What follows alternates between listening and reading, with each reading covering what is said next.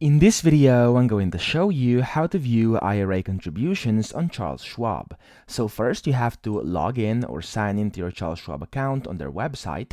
And then over here under accounts, you will see, usually it's going to just say balances down here. So click on balances, which is this tab over here. And then once you click on balances, in the middle of your screen, you'll see it will say balances. And then you will have to click on all brokerage accounts on this arrow, so you'll get a drop down menu, and from here you will have to click on Roth Contributory IRA.